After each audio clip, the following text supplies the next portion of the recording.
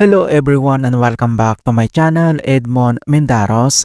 And for today's quick tutorial, and I'm going to show you guys on how to resolve the unexpected WSL error and the Docker desktop with the error message. An unexpected error was encountered while executing a WSL command. Common causes includes access rights issues, which occur after waking the computer or not being connected to your domain/active directory.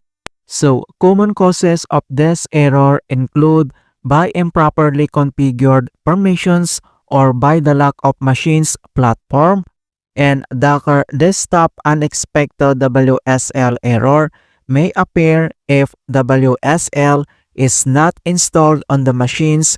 Also, been linked to network problems. Kung paano ba natin ito i-fix and without further ado, and let's go ahead.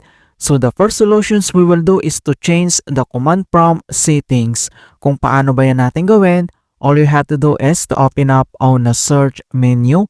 And dito sa search for app, so type mo lang dito yung CMD or ito yung tinatawag na command prompt, and kailangan mo lang mag-right click and select mo lang dito yung run as administrator. If you receive user account control, and itap mo lang dito yung yes. And once na-open mo na tong administrator command prompt, kung paano ba natin i-change yung command prompt settings. So dito lang sa taas ay kailangan mo lang mag-right click dito lang sa blue color. So right click and then select mo lang dito yung properties. And pop up itong command prompt properties. Ang next step ay kailangan mo lang i-select dito sa taas yung options.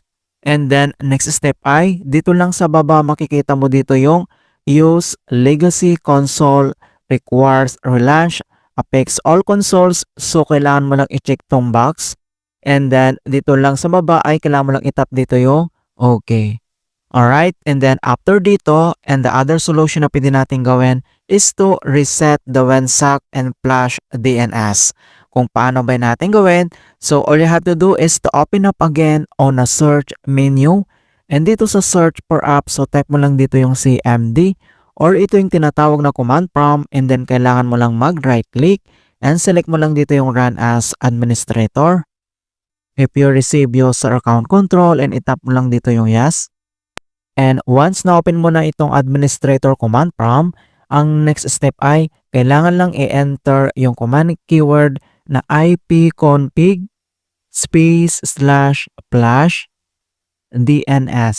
So just type this command keyword ipconfig /flash DNS, that is one word, and press mo lang yung enter, and successfully flash the DNS resolver cache.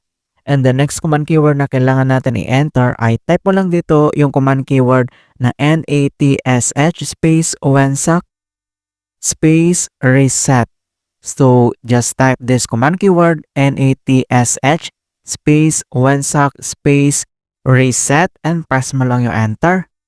And successfully reset the WANSAC catalog. You must restart the computer in order to complete the reset. So, ang next step, so close lang natin tong CMD at dito lang sa start menu, and kailangan mo lang mag-restart. Click mo lang yan. Alright, so ganun lang po kasimple on how to resolve the unexpected WSL error in the Docker desktop. And please don't forget to like this video and subscribe to my channel for more quality content. Thank you guys, and see you in my next tutorial.